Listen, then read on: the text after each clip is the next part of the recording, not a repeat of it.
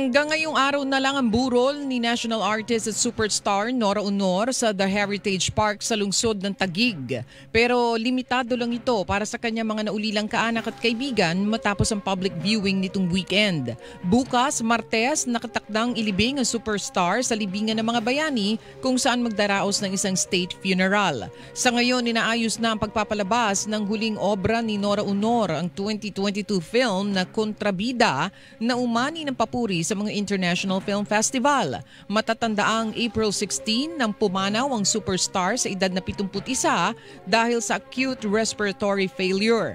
Ayon sa kapwa national artist niyang si Ricky Lee, batid niya kung bakit malapit sa puso ng mga Pinoy si Nora.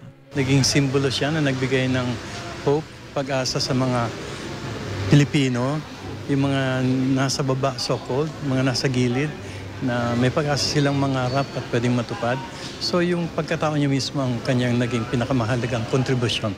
Ang tinig ng National Artist for Film and Broadcast na si Ricky Lee. Ang anak naman niyang si Matet ay lubos-lubos ang pasasalamat sa pagmamahal na inialay sa kanila ng yumaong ina. Malaking pasasalamat namin kay Mami dahil kinuha niya kami para maging anak niya, maiparamdam niya sa amin yung pagmamahal niya. Ang tinig ni Matet de Leon, anak ni Nora Aunor.